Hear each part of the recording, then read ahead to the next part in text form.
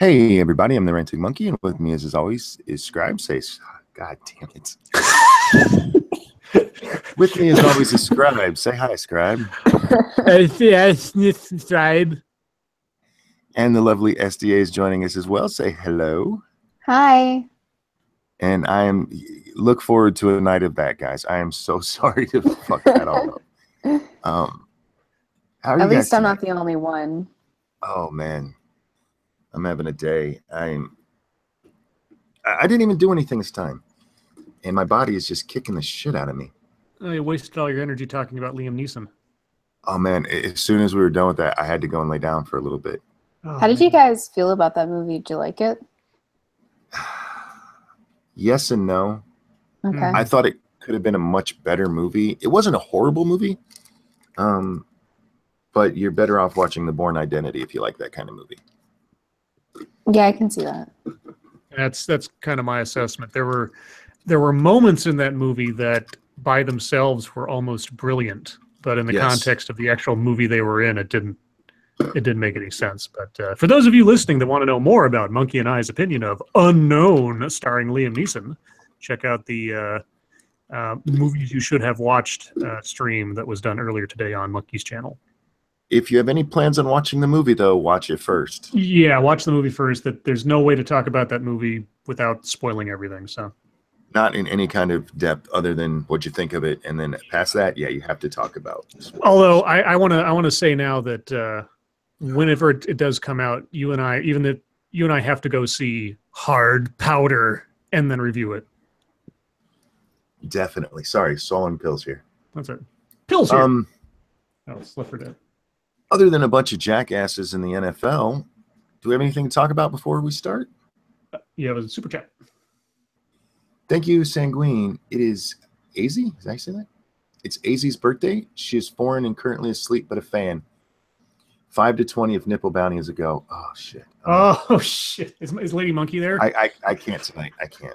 Okay. I can barely sit up, guys. So yeah. Hold that thought. I tell you what, Sanguine, I'll carry that over for you. If anybody wants to donate for nipple donations, we will do a whole series of them at the beginning of. We can do it either tomorrow or the next day. If you guys want me to wait to do it on my stream, I don't care either way. Spunky, you are gonna regret that so hard tomorrow. I'll be scorekeeper for how many nipple twist sessions you end up with over the course of the stream, if any at all. That works. Because yeah, I'm sorry, guys. Sitting up is a chore. So we have the NFL today, and we will get to them, I'm sure. Yes. Anything else we want to talk about before we jump into the news? Well, before the news, I don't know. How about Monkey Dick, Jim Jones movies? Hit that like button, and if you like our stuff, please share it. Share. Yeah, share and share alike. Sonny and share. Excuse me. So yeah, let's jump into the news then. Do you want to do NFL first or save that for last? We can go ahead and talk about them. Okay. I mean, given the title of the stream. Which, by the way, guys, that is not my cleverness. That came from Scribbles, and I just stole it. Well, no, I offered it to you. I said, here's my suggestion. You didn't steal anything. You can't rape the willing, Monkey. Yeah, you can. Okay. Try hard enough. All right, so NFL players take a knee after Trump's criticism. Latest updates. And not only take a knee, but I've read elsewhere that, and they might say it in this article, I might be jumping ahead a bit, but in particular, some teams just didn't even exit the locker room during the anthem. They just stayed in the locker room while the national anthem played. Yeah, I saw that, heard that, whatever.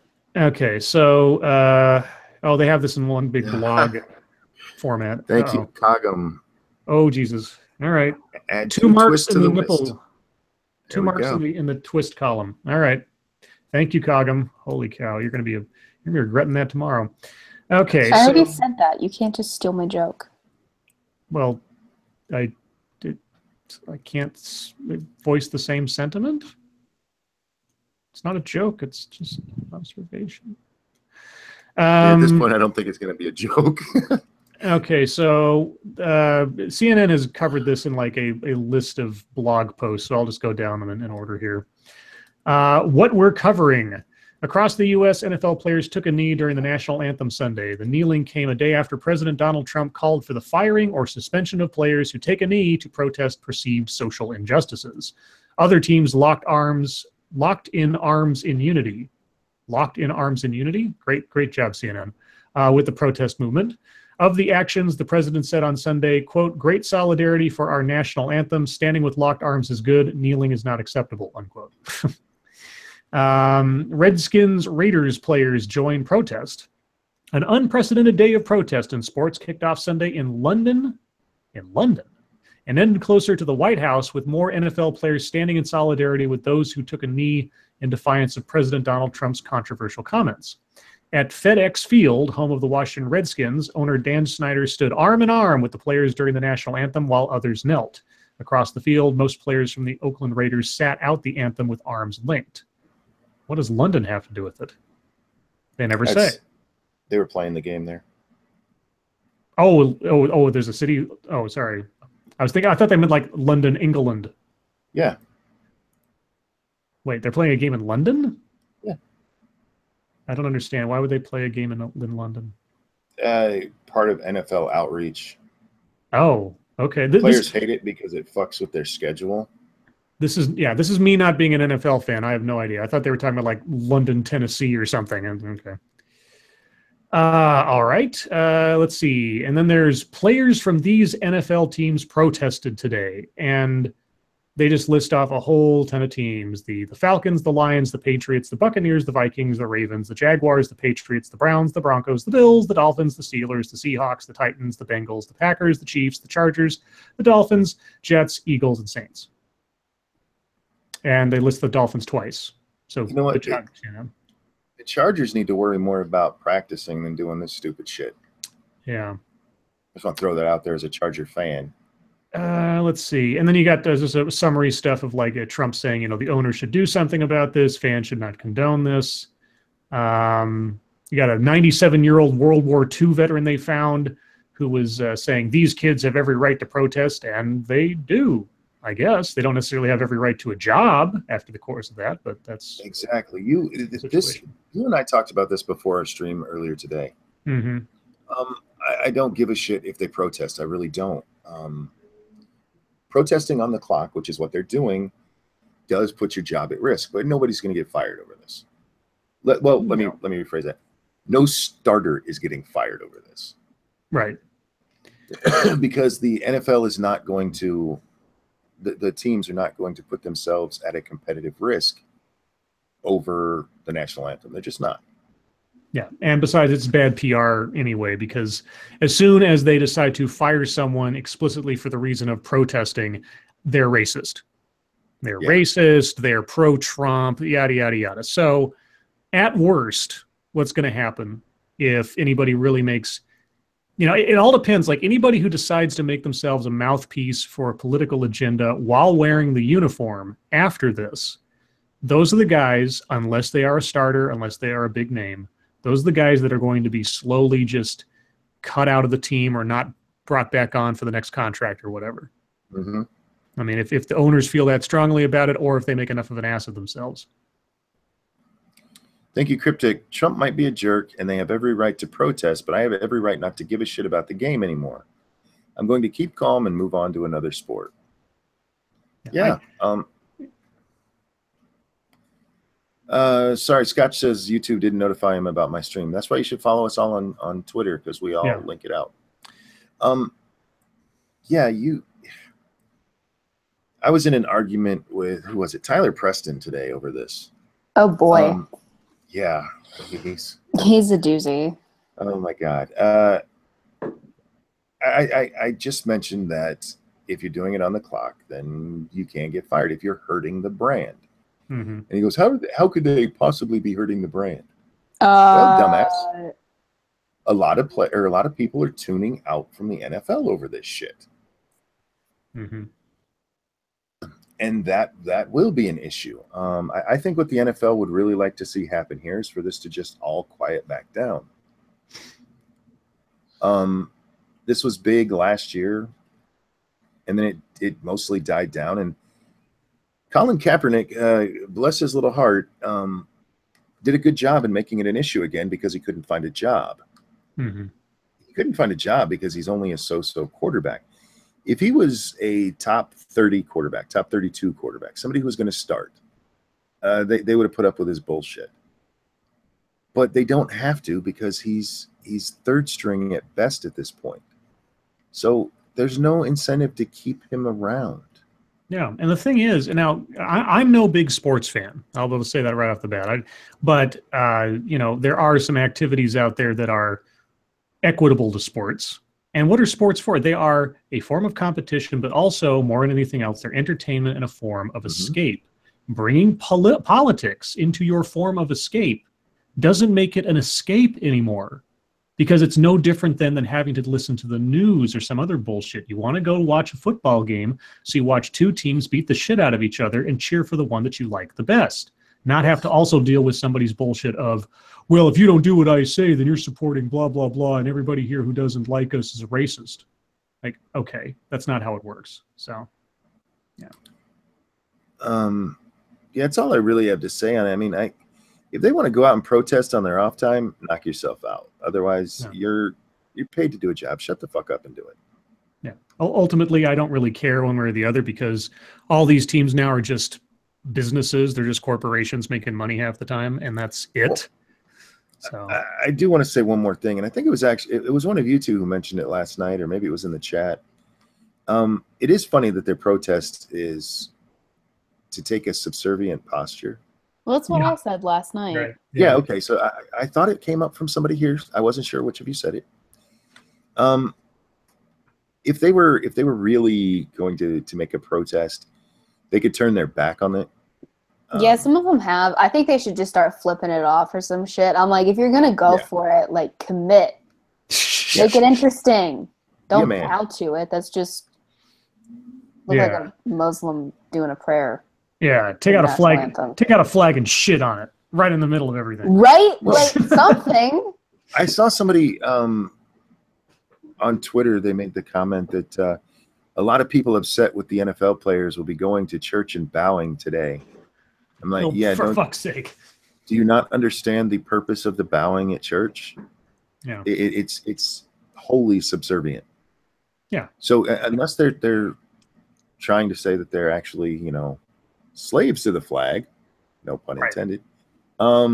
It's a really stupid protest. It really is. Well, nobody said that they were smart. I mean, come on. Like, it's just the whole thing is dumb, but moreover, the only reason why anybody cares is because a bunch of people on Fox News got their panties in a bunch last year. I mean, had everybody just not given a shit what Colin Kaepernick did, we wouldn't be in this position this year anyway.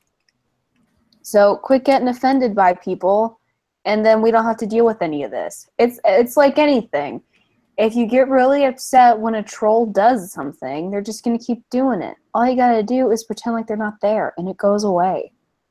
My overriding question is, with this and so many other gestures of virtue, I would really like to poll the players that participated in this and say, okay, what do you think your action today changes? I mean, what is this supposed to do? What is this saying? You're going to disregard the national anthem, which has to do with patriotism to the country, as a protest against a particular president. Well, no. What does that have to do with anything? How is that going to change Donald Trump's administration? What do you expect to have happen from this? Well, it's even bigger than that, because it's not just about Trump. Remember, it's about the horrible way blacks are treated in the country in general. And so why weren't they doing this when Obama was president? Well, now don't ask for logic. I know. Thank you, Sanguine. So if they're slaves to the flag, are they all named Toby, or how do we pick their names? Fuck me, that's beautiful. I don't get it. It's Roots, the movie Roots. The slave changed Kunta Kinte's name to Toby Yeah. And there's a great scene where they beat him until he accepts his name. And there's even a better video of Poisoning the Well doing a parody of that, which you should watch. Mashishu, thank you. Scribe, do an ad for glow-in-the-dark boobs. Got to do that on his channel. We'll be there in 2 days. Radioactive tits? I don't know if I want to do that one, but I will consider it when the time comes. Okay, well, unless we got something else to talk about there. No. Let's see. Frankly, that's more time than they deserve for that stupid shit. Yeah, I'm good too. I mean, I just, like you said, this is just, let this be a lesson to the right-wing people who get their panties in a bunch. It works the same way. Is if you don't give a shit, they'll stop doing it. Yes. Let's see. So segueing over to more Trump news, technically, the other thing that happened today was the Trump administration announces the new travel restrictions, which I'm sure will be appealed immediately. But here we go. The Trump administration has unveiled new travel restrictions on certain foreigners from Chad, Iran, Libya, North Korea, Somalia, Syria, Venezuela, and Yemen as a replacement to a central portion of its controversial travel ban signed earlier this year. Chad, North Korea, and Venezuela are new to the list of affected countries. The new restrictions on travel vary by country and include a phased-in approach. For the last 3 months, the Trump administration used an executive order to ban foreign nationals from 6 Muslim-majority countries from entering the United States unless they have a, quote, bona fide, unquote, relationship with a person or entity in the country. Those nations include Iran, Syria, Libya, Somalia, Yemen, and Sudan. Individuals with that bona fide exception, such as a foreign grandparent of a U.S. citizen, can still apply for visas until October 18th. After that date, the new restrictions on travel will begin. In most instances, travel will be broadly suspended, while in other cases, travelers will have to undergo enhanced screening and vetting requirements. No current validly issued visas or travel documents will be revoked. The revised travel ban affecting those from 6 Muslim-majority countries officially expired earlier Sunday. Okay.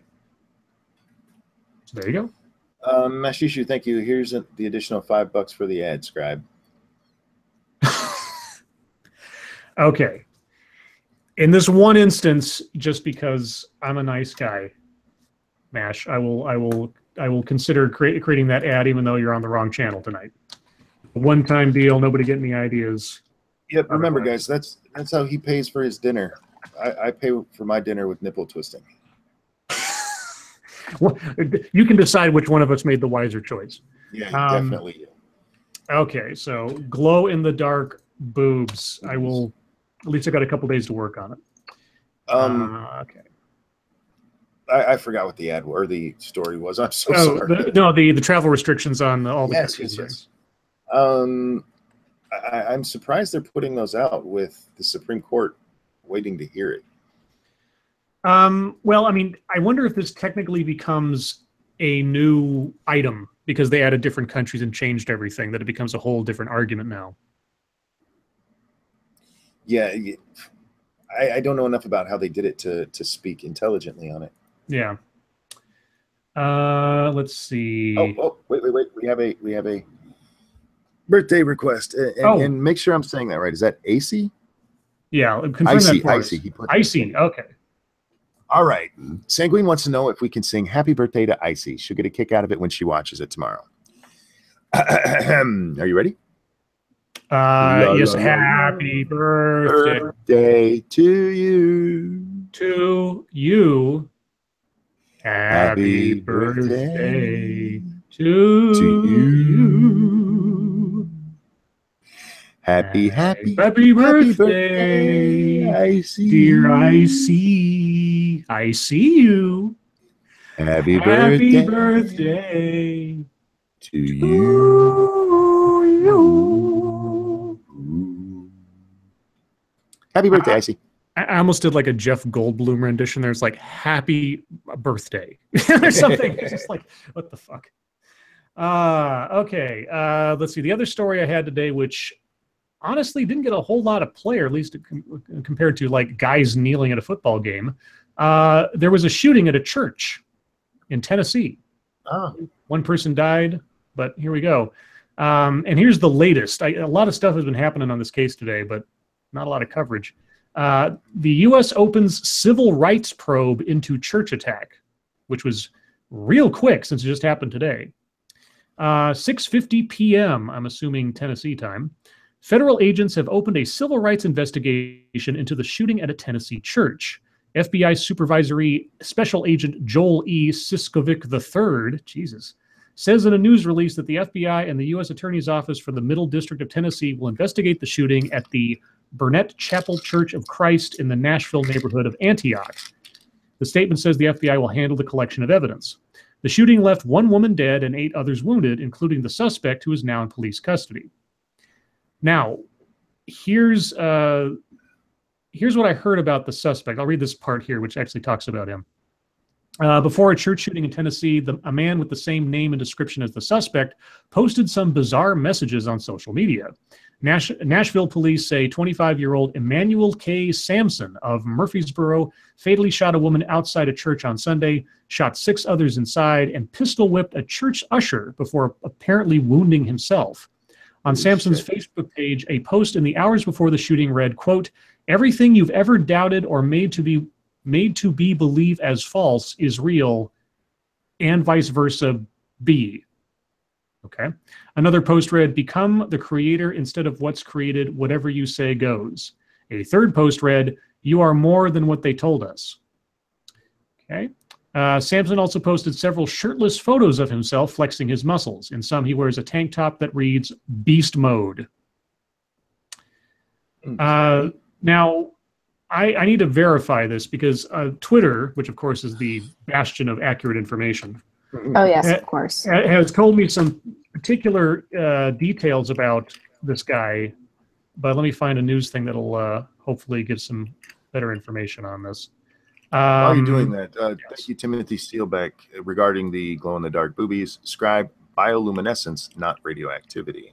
He said glow-in-the-dark. He did not specify method. So I get to do whatever I wish. So he was an attendee at the church about a year or 1 or 2 years ago. He's originally from Sudan, graduated from Smyrna High School in Tennessee in 2010, and often posted about being a Christian. And let's see, they talk about the Facebook posts. Yeah, so whatever his motivations were are still out there, so who knows. MASH is offended you called her a he. Sorry, MASH. I apologize. Heat of the moment. Heat of the moment. He. Yeah, he. Heat of the moment. Yo. Sorry, MASH. It's just when I think MASH, I think of the TV show, and most of the characters in that thing were male, so it just kind of that's how my brain works. I make these weird connections and stuff. Which male do you see her as? Well, you know, to be fair, probably Hot Lips. There you go. Okay. Sorry, I Loretta. never liked her. I never saw. So the God, I forget the name of the actress that played her in the movie, but Loretta Swit, who played Hot Lips in the TV show, I never understood why she was seen as so attractive. I'm not saying she's like ugly. I just I never saw her as attractive. She looked like a used whore, and I don't mean that. Yeah, and there were other women on the base. It wasn't like she was the only one. I think the deal was that she was just having that thing with Burns, and she got the nickname and all that. So, but yeah, they played her up as and she wasn't like horribly ugly. She just looked like a hooker after a long night. Yeah, it just yeah. Anyway, so yeah, there was that shooting. I guess there wasn't enough of a body count or something to get people to pay attention or something. I don't know. Anyway, they're looking into that, and one of the rare instances where the suspect's actually taken alive. So, but other than that, unless there's apparently some other, not on purpose. I mean, yeah, he shot himself in the leg or something. What a genius. So unless we have some other really big news stories to talk about that I'm just missing out, let me check one more time, make sure nothing else has happened in the last 10 minutes. Breaking news. That's the travel ban stuff. Yeah, so they already talked about that. And they have continual live updates at CNN about the NFL players kneeling. It's just, it's just. Sake. I guess the other thing is that, sorry, and this will be more news in the realm of minding freedom. Merkel got elected for her 4th term. Good luck, Germany. Yeah. Have fun with that. Somebody, Dr. Phobos tells us in the movie she got the nickname after they broadcast her and Frank making out over the PA, and he said she had hot lips. Yep, that's where it came from. I don't know if We're they praying for you, Germany. Yeah, I don't know if they ever addressed that in the TV show because it was kind of a network show and they didn't really address sex. Uh-oh. There we go. Number 3. Thank you, Jonathan Malone. By the end of the stream, I'll make you wish that you had chosen to make ads in return for your super chats. Add another mark to the list for nipple twisting. Well, hey, Monkey, you know, if you wanted to give it a shot, you could try writing that ad for MASH just as a one-off. Oh God. Now I'll leave that to you. That's your once a night off. He's like, please don't make me do it. How about this? How about I write it and you read it on your stream tonight, just to keep it all concise? Maybe. Okay. Well, you let me know. I can do it either way. So other than that, I will then, unless there's something else, move on to MSS news. Yes, please. Because I know that we have some rollover from last night we didn't get to. So people in the chat, if you have news stories you'd like us to take a look at during the stream, please send them to us via Twitter using the hashtag MSSNews, and we will take a look. Can't promise we'll get to them all, but we'll definitely take a look. Let's see. What do we have? Oh, okay. Is this the thing that happened? I guess this is the thing that... Uh-oh. Uh-oh. Wow. That's 5. Kaga Mendoa, thank you. I'm not going to get upstaged here. Jonathan Malone, here's another. Thank you. Damn, you guys. Wow. All right, that's 5 rounds. You might have to spread this out over a couple of nights.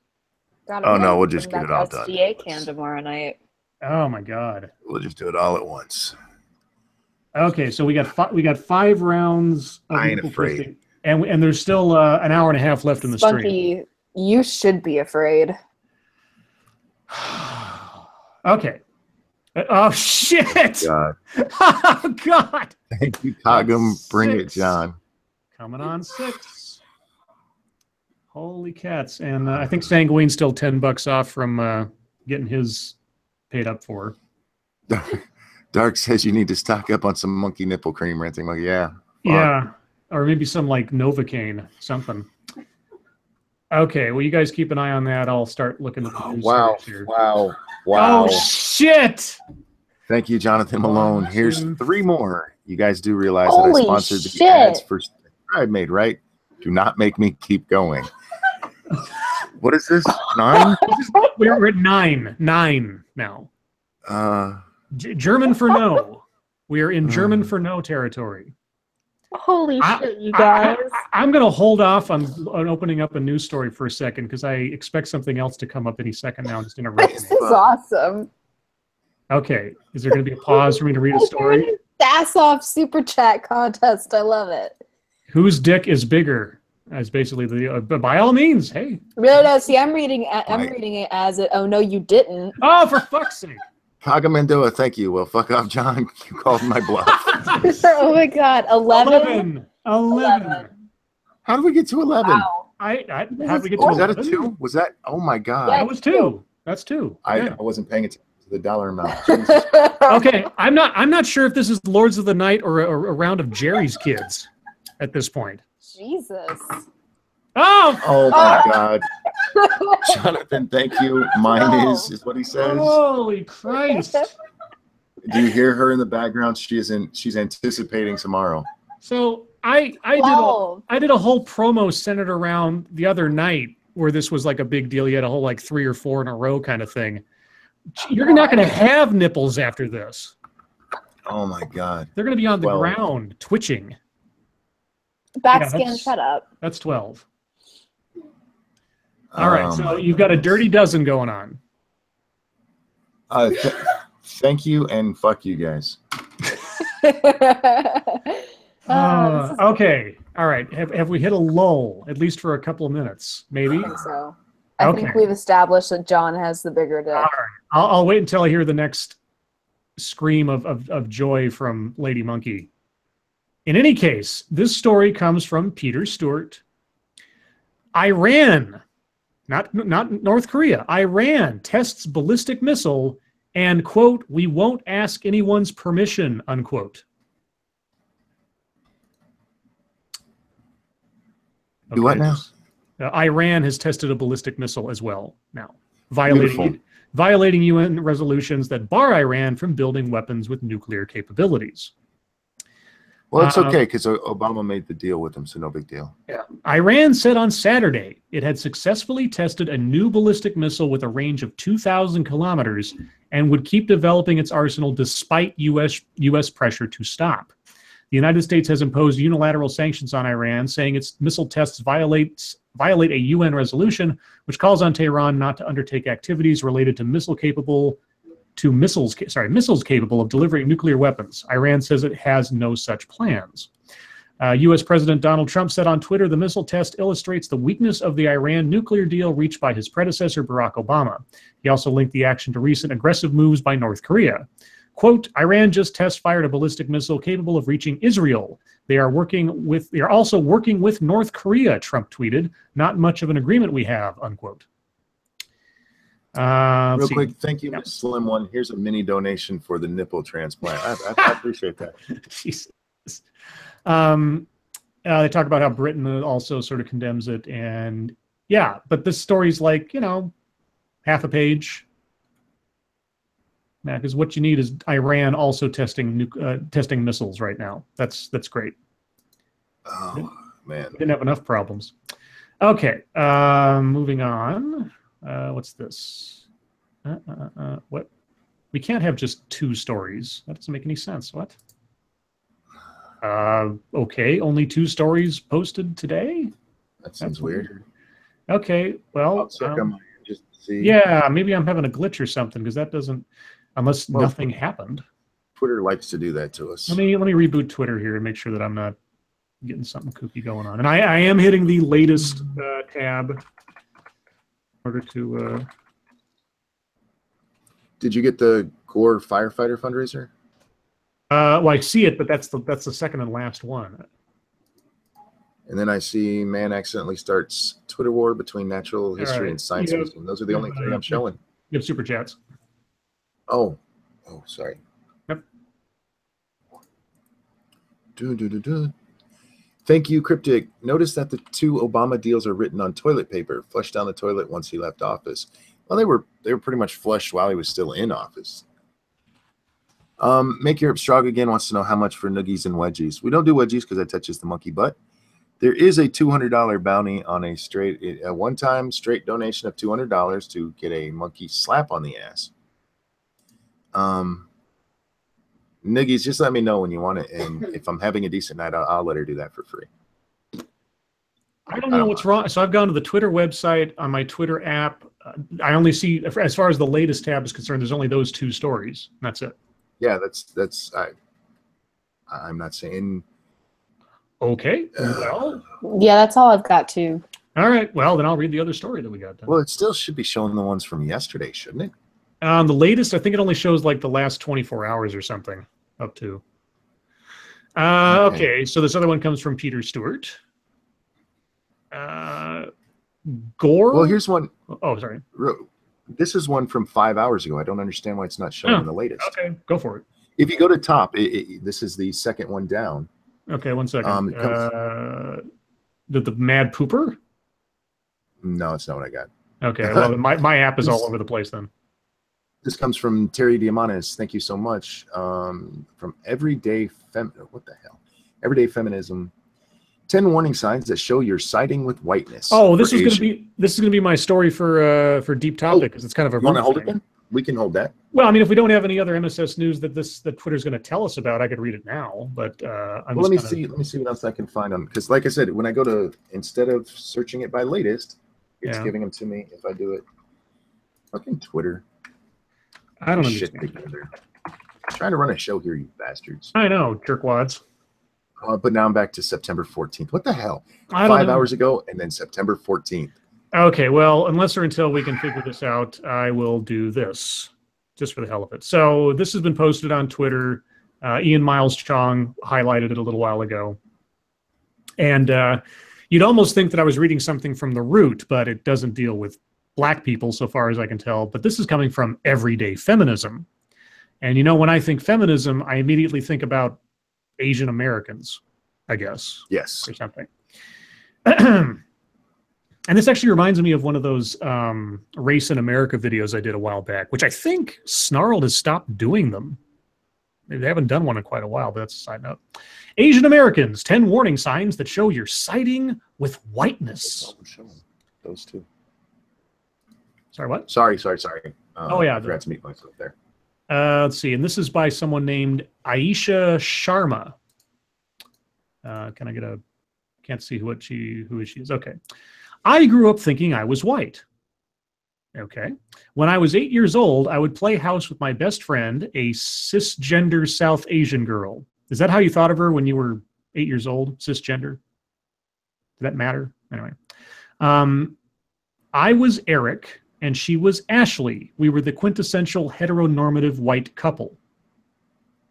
Okay. Okay. You were Eric. Okay. Anyway.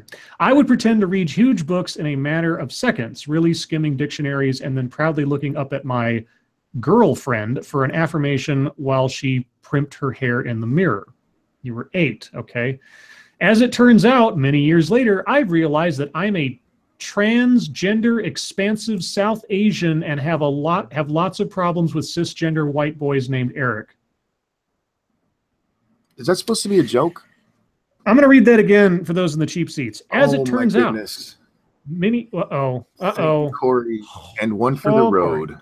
13 is an unlucky number. Baker's dozen. Baker's dozen.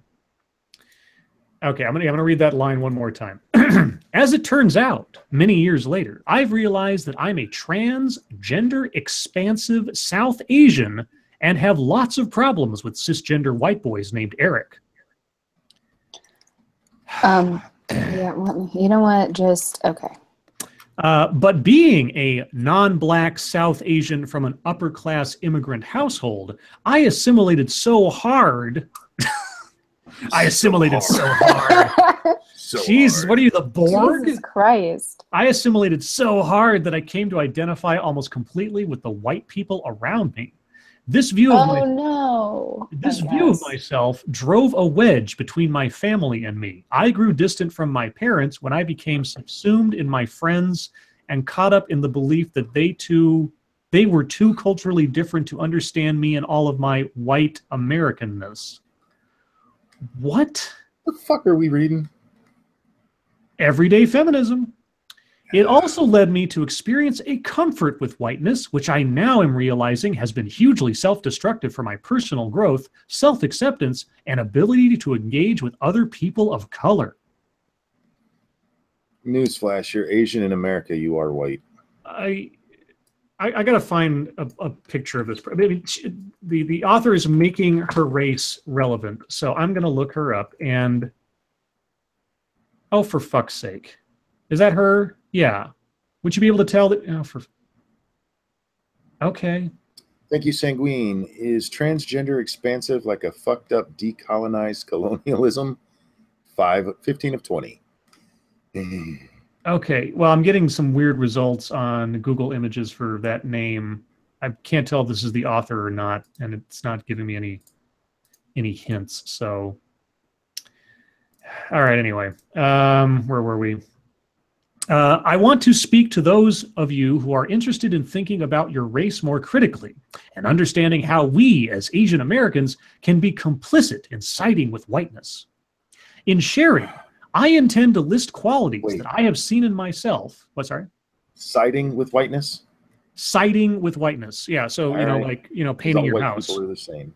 No, painting your house. This is like insulating your house. Siding with whiteness? Never mind. I see what you did there. I see what I did there too, and it's awful. And never mind. In sharing, I intend to list qualities that I have seen in myself and the Asian Americans I have grown up around, so that we can check ourselves before someone else has to. All right, here we go. We're coming up on a list. Oh boy, a list, guys. Let's get to it. This is the preamble. The category of Asian American is way too vast to capture in one listicle. But you can do it with white people? Now, hold on. Listicle. Oh, fuck yourself. So an article with a list is now a listicle. A listicle. Sounds like testicle, but okay. One listicle, dozens of countries of origin, numerous races, citizenship statuses, religions, and varying income levels and degrees of historical discrimination. But you did it with white people. Are you trying to make sense of this? Jeez, what's wrong with you? My brain is Instead, I'll direct this article at those of you who are more similar to me, non-Black Asian Americans with socioeconomic privilege. As Asian Americans with privilege, it's easy to side with whiteness. With our privileges, we become, as I jokingly call it when I'm alone with my thoughts, white-minded. Here's how. Number one, when we appropriate Black culture, we as Asian Americans, she's speaking for all, we as Asian Americans often offensively appropriate Black styles, Black slang, and pass around memes and GIFs of Black folks recently dubbed as digital blackface. Oh, for fuck. This person's a moron. As Love Life of an Asian Guy explains, is that a YouTube channel or something?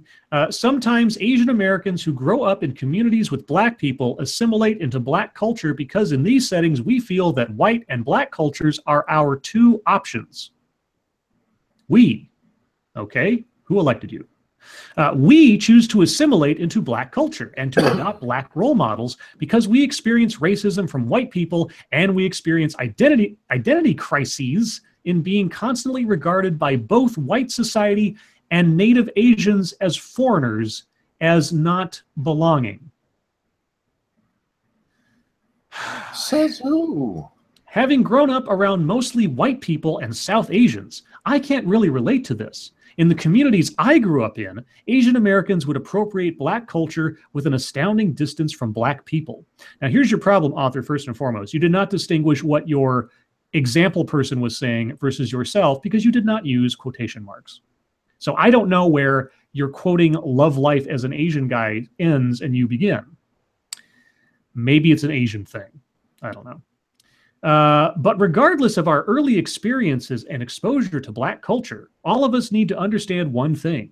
Cultural appropriation contributes to the exploitation of Black people in a society which values Black culture and violently devalues Black people. Fuck off. So we need to work on ways to develop our identities and senses of belonging while being conscious of those structural power dynamics. This means rejecting the abundance of messages telling us that we aren't Americans or, quote, real Asians, and seeing ourselves as people of color who have a responsibility to combat anti-Black racism. Okay. Do you want me to go on or shall I stop? No, I want you to go on, but this is hurting my fucking head. This is retarded. Okay, well, the first example was when we appropriate Black culture. This is number two. When we, and we're talking about Asian Americans or Asians writ large, when we say the N-word. As a lot of you probably know, the N-word was historically used to oppress Black people.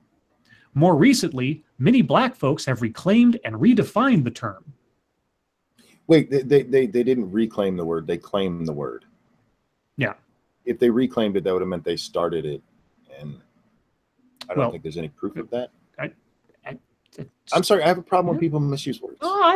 Well, you're telling this to me? What? It's like when somebody says that they when they're talking about a photograph and they said it's unretouched.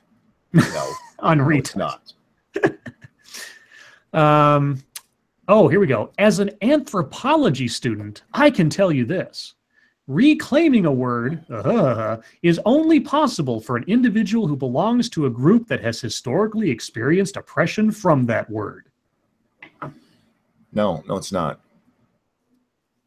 The reclaiming of it can be society-wide as people go, you know what, we're not going to use this as a racial slur anymore. It's now just a way to say, dude. So, sorry, folks, it's never been for us. The sooner we realize this, the sooner we can get on being better for our fellow people of color and, ultimately, ourselves. Number three, when we don't recognize the ways that we, as Asian Americans, experience oppression. Okay? We non-black Asian Americans. Are there black Asian Americans? I just keep saying this phrase. I want to know, where are the black Asian Americans? I assume it's possible. I don't know. I don't know how it works. I don't think it.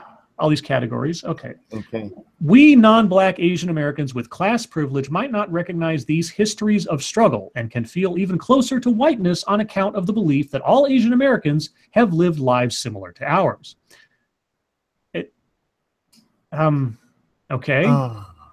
I'd really love to know who she thinks she's speaking for. What many of us, don't recognize is that our experiences, even in 2017, are enormously varied. We're super economically diverse. Fuck are you talking about? Okay. For example, when Indian American households earn twice the national average income, Bangladeshi and Cambodian American households have lower than average household incomes, and the latter groups make up a staggering 40 to 45% of the Asian American population, ! What? So not all Asians are rich. Okay. Yeah, not all white people are rich. Not all black people are poor. No, that's not true. Oh, it's if not there's true? any black people with money, we take it from them. Oh. Thank you, Cryptic. I'm going to revoke her yellow card. Oh. Well played. Okay, Jeff Guo of the Washington Post. Oh, the Washington Post. Even everyday feminism relies on the Washington Post. So everyday feminism is right up there with CNN and every other outlet. Points out that when we only look at the average household income level for all Asian Americans, we overlook the economic diversity that exists amongst us, and in doing so, keep up the model minority myth that enforces the idea that we're better and more successful than other people of color. By fucking virtue of the numbers they are. This isn't just something that's made up. It's not just some random stereotype. People, look, all Asians got money. No, it's actually because she said it at the beginning of the fucking thing. Asians are at the top of the economic scale. Yes, there's some poor ones, but on average, they do better. Oh, yeah. You know, it's sad when Cryptic gives me permission. My dear God. Oh my God. Oh, Jesus. Fuck all right. Me. 1, 2, 3, 4, 5. 18. No, wait. Read it. Creeper Steven, I got your back, monkey. This is for you to not get your nipples tweeted. Oh. Sorry, Lady Monk. Oh, thank you so much. You, all right, Sweeper. Yeah, I was about to say, I was like, wait a minute. I was ready to cry. All right, we're super sad. All right, so we're still at one more. We're still at 3. Thank you, Timothy Sealbeck. Black Asian American, someone originally from New Guinea living in the U.S. I suppose so. I guess. Like I said, I was being only partially facetious. I mean, I suppose it's possible, and however they categorize things, but it just sounds like such an odd turn of phrase. Is all. The way he says it, or she, whatever, every fucking time. I mean, I'm not black, but I'm Asian. Yeah. Like there's a whole bunch of them out there. All right, so just for the record, we're actually still at 13 rounds of nipple twisting. Yes. Sweeper Steven is a nipple saint tonight. Sweeper's a gentleman. That's what he is. Yeah, the saint of healthy nipples. Okay, where were we? This ignorance. What, yours? Okay, this ignorance is one of the main reasons we tend to side with whiteness. We think we're a model minority. Oh, God damn it. Thank you, Kaga Mendoa. Add another one, Scribe. Jesus. All right. Jonathan Malone, you asshole. Thank you. Fuck. Thank you so much. Then start crying. There's the 5 back. So we are at 18. All right. We're at 18. 18. This is you're gonna have to stretch this out over a couple of streams. There's no way, dude. No, fuck that. We're gonna do it all at once. I'm a man. Oh my God. I'm a man, damn it. Oh my God. Okay. All right. Well, we're at 18. We're just old enough to have sex legally in states now. 18. All right. I don't think I'll be able to after this, though. Anything touching my chest will make me die. Okay. And just so everybody knows, it's your fault that this is going to be a 2-person show in about 48 hours. Just so you know. Monkey's in the hospital with severe nipple contusions. Okay. We think we're a model minority, But many of us don't realize that we have histories and present realities of oppression and resistance as part of our experience. Do you want me to keep going? Because we're basically bleeding over into YouTube time at this point. We can bring it back if we need to for deep topic. Did anybody do YouTube today? Well, you and I did kind of. We're on the next one will be number 4 of 10. There's 10 items on this thing, so whenever. All right, we'll get back to the crazy Asian lady here in a few minutes. SDA, did you do anything today? SDA. Sorry, no, I did not do anything today. I'm trying to work on something, but Scribbles around to it. Let's see. Did the same thing. Yes, earlier today, Monkey and I reviewed Unknown with Liam Neeson, which was a movie that was unknown to Monkey and I up until we watched it today. And for more details on that, you can watch the stream, which is on Monkey's channel. Otherwise, I posted to my channel the video I did for Sinatra Says a week and a half ago now, I guess, or week and a few days, which is the latest entry into my series Expatriate Games, covering stories of illegal immigration, etc., mostly from Fusion and now Splinter. Otherwise, I'm not working on anything else at present, though my latest video, that Vox.com thing, yeah, the last time I looked at it, it had hit 666 views. Dun, dun, dun. Dun, dun, dun. And I just topped 2,200 subscribers. So thank congratulations. You. I'm at the the terrible 2s. How about you, Monkey? No, I did want to bring up something we talked about at the end of our stream. You guys have offered so many great movies for us to talk about, and there's a lot of them that I don't want to do a full video on because they're like really popular movies. Beverly Hills Cop comes to mind. I've seen 48 Hours several times. Good movies that deserve,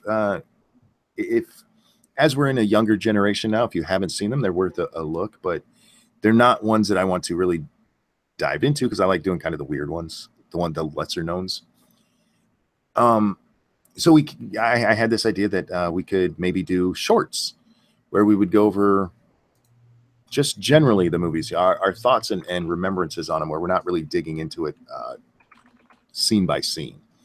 So that's something to look forward to. And the one that I really want to do will be on Halloween-ish, somewhere around there in Halloween, where we'll go over some popular Halloween scary movies, like we discussed Nightmare on Elm Street, Jason and Michael Myers, the big ones for that. So something to keep a lookout for if you guys enjoy that series that we do. What about... You got a super chat there. Oh. Thank you so much. Makes Europe Strong Again. Reminds me of the Tim and Eric song about nips.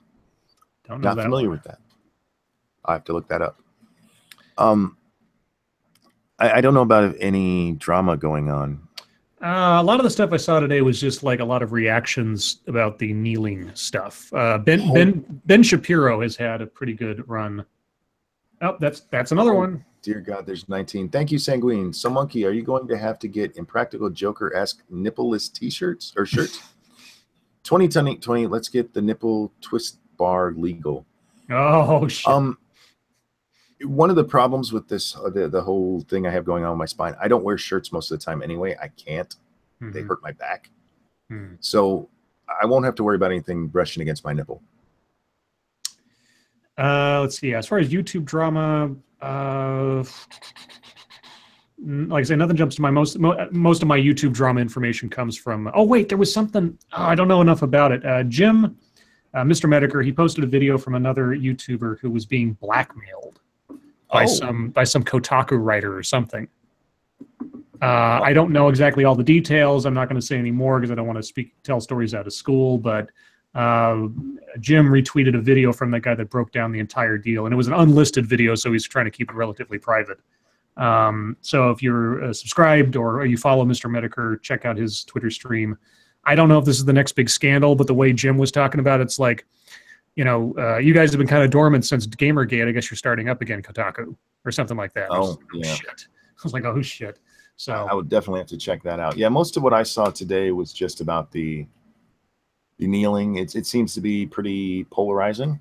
A lot of people out there think they're making good points, and they're not. Tyler Preston, he should not speak publicly sometimes. Sorry. Well, I'm not being mean. Jonathan Malone want us to know the total. We're currently at 19 rounds of nipple twisting. 19, yes. Yep. Can you hear in my voice how excited I am about that? When do you want to do that, Timur? Do you want to do that during YouTube time? You know, set like a... it's SDA stream, so it's your choice. We can do it right off the bat and get it out of the way, or we can save it for YouTube time, whatever you want.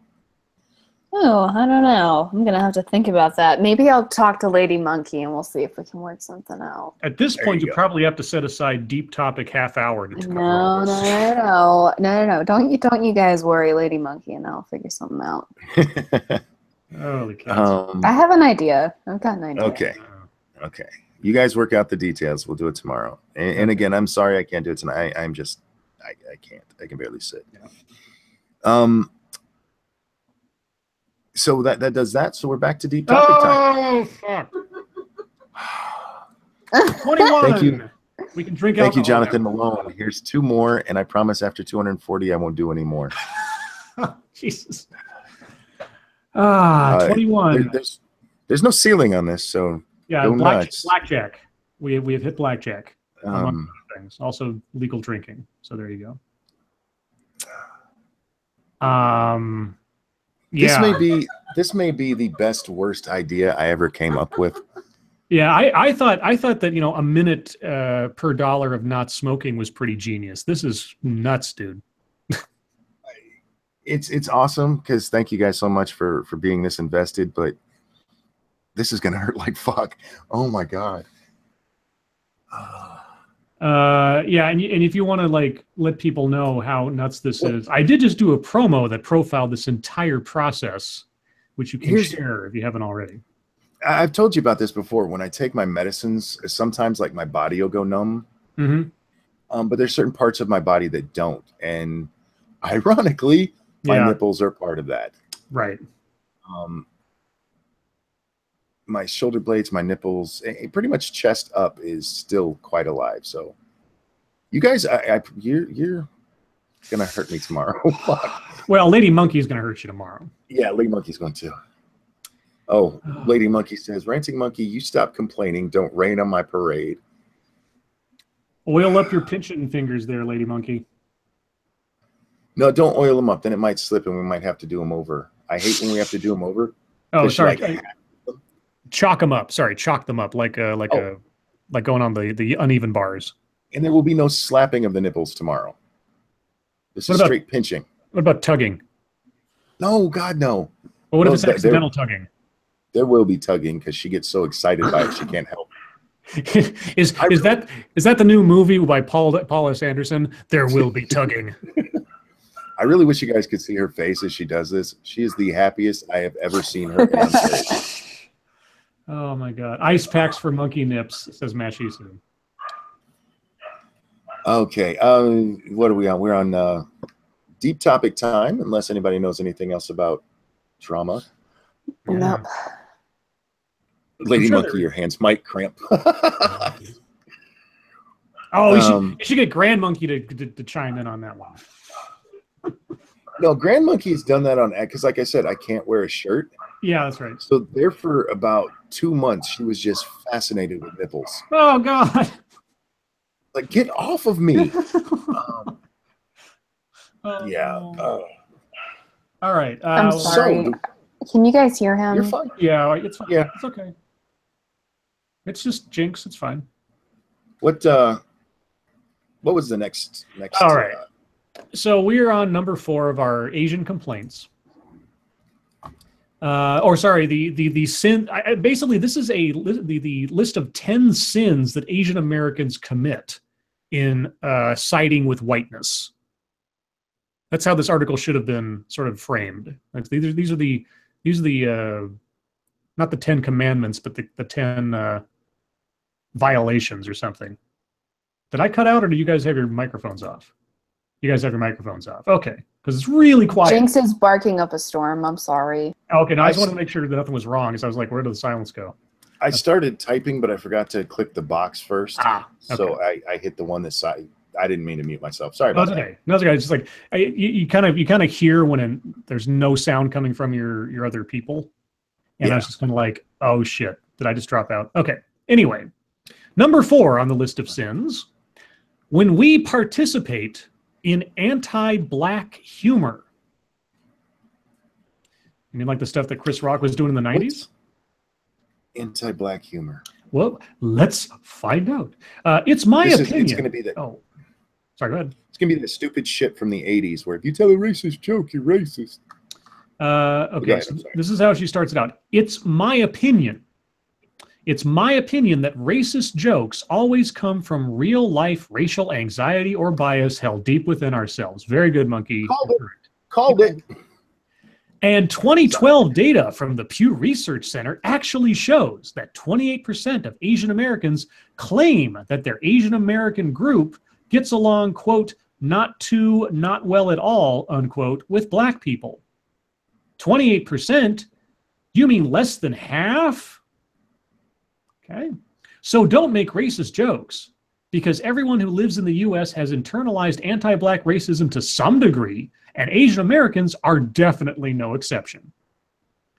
So what about yours, author of the article? How much anti-black sentiment do you have? Why aren't you confessing it? Okay.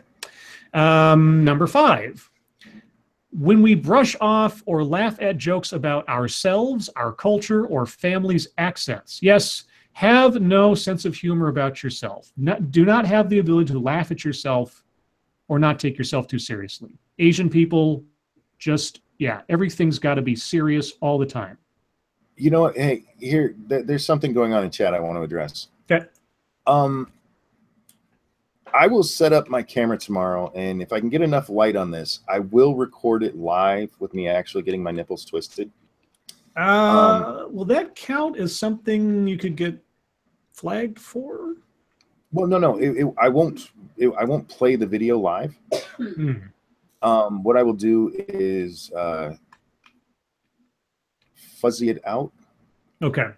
We'll make it. You'll still be able to tell what's going on, but you won't be able to see what I look like or what Lady Monkey looks like. But you'll definitely get to see and hear it in all of its glory again. Okay. Maybe I'll just post that to like a special feed for people, and I'll unlist it and let you guys see it that way. You still won't see. It won't be a face reveal, but for that many, a Patreon, maybe a Patreon thing. Maybe. You got a super chat. Well, no, because I don't want to do it if I'd announced it well in advance, maybe. But okay, sure. We'll figure a way to get it to you guys. You got a super chat.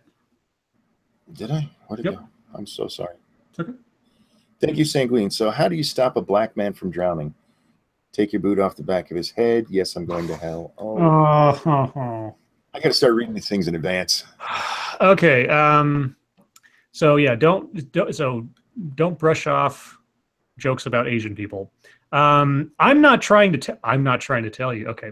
I'm not trying to tell you that this is why you specifically might make or tolerate these jokes, but just give it some thought next time you're mimicking an Asian accent. Why is it that your friends find it so funny? The Asians are mimicking an Asian accent? Yeah, an Asian is mimicking. So you mean doing a outlandish stereotype as a joke? Well, remember, all jokes reveal true racism. Okay, the number 6 on the list of sins. When we find comfort in whiteness. When we grow up with white people, we learn to love and care for them. And this is a mistake? Okay. We see white people as fully emotional and complex human beings. This isn't wrong. What? Hold on. This isn't wrong. In fact, it's great to be empathetic and understanding. There's an exception coming here. There's no but. Instead, she goes, what is wrong, parentheses, or actually violent italics, parentheses, is when, due to our ignorance, we place the emotions of white people over the structural violence that they perpetuate through unexamined privilege. essentially humanizing white people over people of color. Oh, fuck you. It's violent. I'm going to start over again. It's not. It's violent when we identify so strongly with white people that we fail to see the ways that they are complicit in white supremacy and the ways that they, implicitly or explicitly, harm other people of color. No, that's not violent. That's okay. Okay. Number 7. When we identify with white systems of thought. So there are white thoughts now. Yeah, white thoughts are, I'd really like to bang an Asian. Oh, I'm pretty sure black guys think that too. That's possible.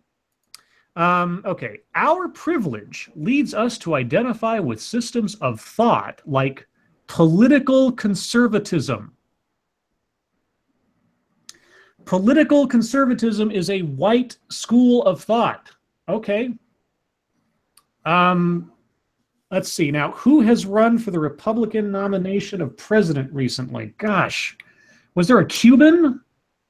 Was there a black guy? Wasn't there a black guy that ran for president? There were a couple of Cubans. Geez, yeah. White. Okay, so political conservatism, white liberalism, and white feminism.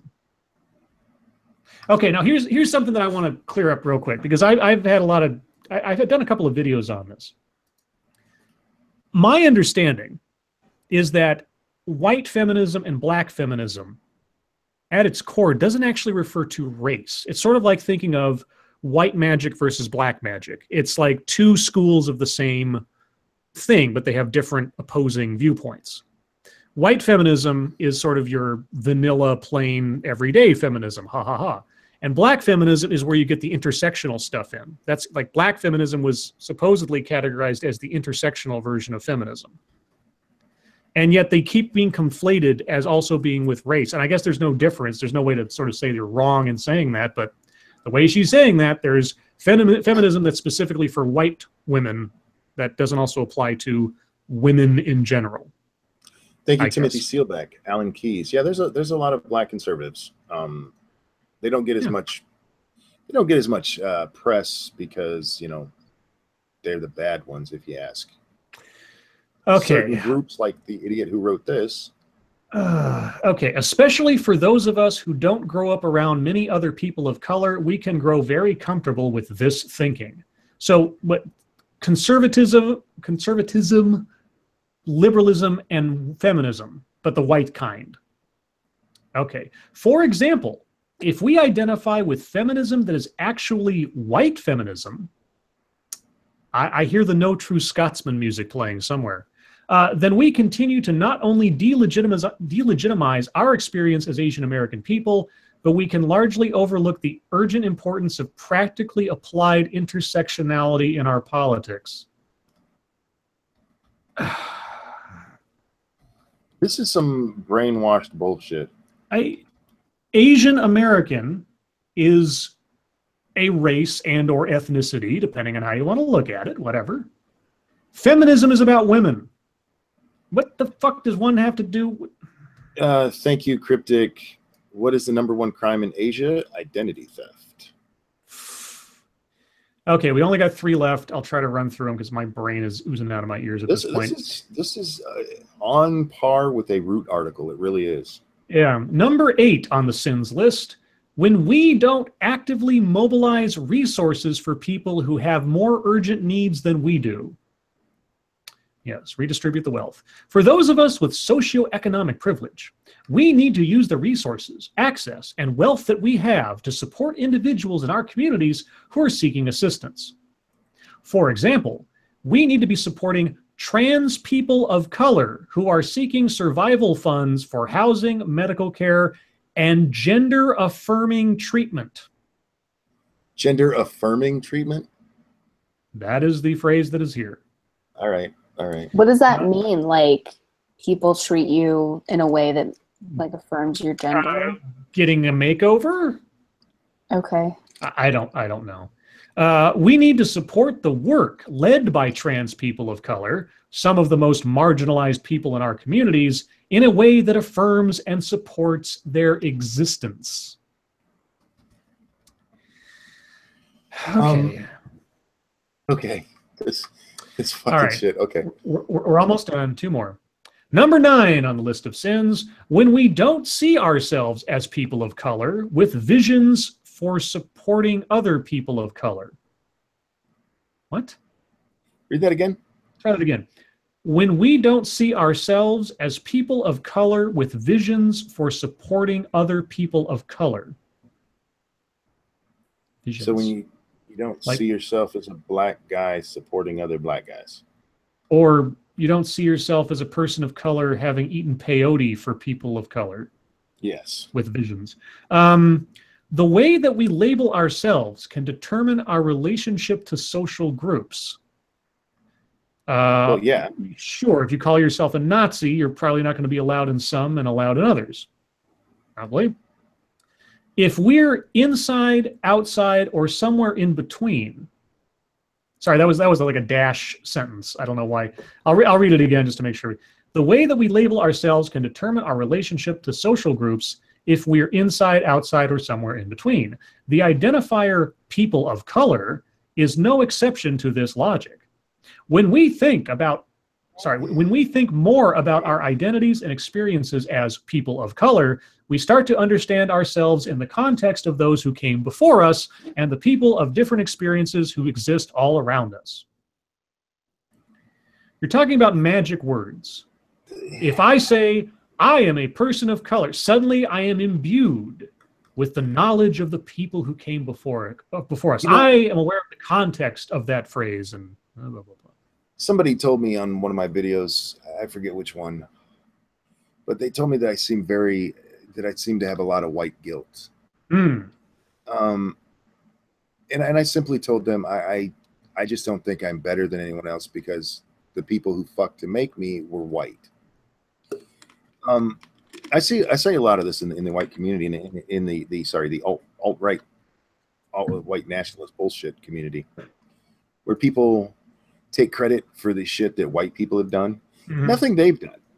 Like Richard Spencer's never, built a telecom network. He's never laid a road. He's just a faggot who's running off of, my ancestors. And that's what this shit sounds like. If you admit that you're a person of color, suddenly you will be all of the people of color. It's moronic. You are not. You are not. You're an individual. Collectivism works, Spunky. Yeah, collectivist thinking.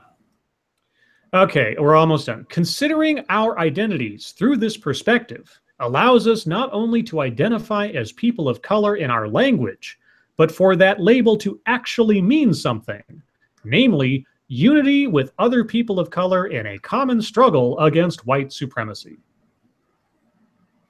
So you who have none of these problems, wish to associate yourself with a group of people that you imagine does have these problems so that you can make their problems your problems and complain about the oppression that you're experiencing on their behalf. Do I have that right? Sounds like it. Okay. Can I just point out yes, that as this person is trying to get away from whiteness, they've become the stereotypical white person who's claiming victimhood for people who don't need them doing it. Yeah. So good job. You. Yeah. She is a white knight. She is. Okay. Lastly, number 10. When we don't love or build community with people of color who are not Asian American. Okay. Our distance from people of color who are not Asian American, in addition to our already clear prejudices rooted in white supremacy, does not allow us to empathize with and understand others' struggles. I have seen and spoken about this at length with friends of color. Friends of color. It sounds like a charity or something. White and Asian American people interested in racial justice will often continue to spend time exclusively with white people. So why don't we branch out and demonstrate our care for other people of color? What's holding us back? Well, obviously your internalized natural racism that you told us above that we all possess. I mean, we just can't get away from it. You're just inherently, everyone is inherently racist. You know, especially if you're not black. You're just racist, especially Asian Americans and white people, and especially Asian Americans who would side with white people. They're obviously racists. It's not racist to say that white people are racist or that Asian Americans are inclined to glom onto white people because they're also secretly racist. No. That's not racist. They're all racist. Our author is totally not racist. I'm just having trouble processing this fucking article because the whole thing, I mean, you want to talk about virtue signaling. This is a giant banner with the strobe lights and everything. What the fuck? Okay, so there's two small items left. First, there's her conclusion, which is just one long sentence, and then there's below where it tells us information about our author. Okay, I so here's her. That involves brain damage. I don't know, but here's her conclusion to this. As soon as we confront these realities, face the difficulties in coming to terms with our identities, and take our commitment to combating anti-blackness and other forms of oppression seriously, we can truly begin to love our communities and ourselves. So the way to combat racism is to all become just like each other. Yep. Homogenize. That's the cure. Homogenize. All right, so here's the little sub paragraph about our author. Aisha Sharma is a non-binary South Asian scholar and artist continually negotiating a relationship with themselves and their communities through practices of decolonization. They are most interested in literal and symbolic reclamation as an art practice and investing themselves in community care. Aisha has written for the Urban Democracy Lab and is published in okay, it's all capital letters, ANTYAJAA, Indian Journal of Women and Social Change. I don't know. If she's so anti-colonialism, why don't she hop her ass on a plane somewhere where there's like no government? Yeah, has she like divested herself of all of her money to people that are well, no, wait, she's a trans person of color, so she has to keep her money because she's marginalized in the world and at most risk of not having gender affirming treatments. She's had that gender affirming treatment. That has to be the dumbest euphemism I've ever heard. I don't gender know. Affirming. If you feel that way, you don't need it. Yeah, that's what it's for. It's, the shave down your cheekbones, get your big old titties, lob off your wiener and have it inserted to you. Don't say it like that. That makes me cringe. It's what they do. But it's still just like, ow. Okay, well, some of that stuff, it almost sounded like, remember a while back we found that generator for like random generator of like esoteric gobbledygook. Yeah, like new age philosophy or something, and it just like spat out just a whole bunch of crazy stuff that links together as words. Nonsense. Yeah, it's nonsense. Half of that sounded like that. It's like, this is what you put into the social justice essay generator. Might as well be, And I would be happy to find out that entire thing was some kind of Poe. I hope it is, because if it's not, yeah. I fear for that person's long-term mental health. The stupidity of it, I just have trouble. Maybe this is me being racist here, but I have trouble believing an Asian would actually write that shit. Well, what I'm always curious about, and I all the regular joking aside, and I've had this question for a long time. Before I started doing the YouTube thing, I had arguments with people on Facebook because that's where you go to have arguments with people. And I did the same thing in the conversations I'd have there as I effectively do in my videos now. I listen to what the person says and I ask questions back just to clarify that I know what it was they just said. I just want to make sure that I understand, because we were talking about this the other night. It's like, well, you know, reading between the lines of somebody's saying or something, or taking them at face value and all that.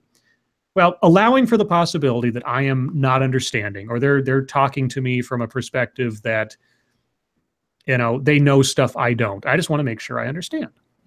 So when I read something like this, I honestly try to imagine, what must it be like to move through the world with this perspective as the filter over your reality?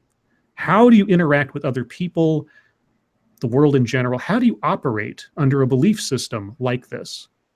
Now, I don't have an answer to that. I don't know how someone actually moves through life being this paranoid about what they may think or say, or what other people are going to think or say, and how to police it and all that. But I am really curious to know how that works, and if it actually works. In modern society, it does, because you're rewarded for that. If this was 20 years ago, I'd be like, yeah, I don't know. But if you look at today's society, I mean, going back to the Google memo, this is a guy who basically said, the way you're trying to get women into our engineering group isn't working. Maybe we should try something else based on biological studies. And he was beaten out of the company and labeled a massive sexist for what he said. As long as you are virtue signaling the right way, you can believe anything these days and live happily. You're miserable while you're doing it, but no, I'm not even talking about just like not even just like public speaking. I mean, take someone who's just your average person who isn't an internet personality or anything else, but they think this way. How like I say, it's a completely unanswerable question, really, but how they operate in just normal everyday life. They get up in the morning, they go to their job, they go to school, whatever. How do they operate interacting with human beings if they first and foremost believe that anybody they look at that looks a certain way, or that they interpret to be a certain thing, they already know what they're thinking, they already know how they operate, and this is how I'm going to act around them? Or well, the way that they view it is that, like, you're racist and you can't help it, I guess. It's kind of a weird, like, patronizing way to view people, but they just view you as all like children who just don't know any better. Well, there's also the point, most of the people that I've seen that speak this way are either in college or have just graduated. They haven't spent a whole lot of time at a job. Mm-hmm. So they're in their social circles where this is what everybody believes. Mm-hmm. It would be no different than you and me talking about movies. It's just what we do.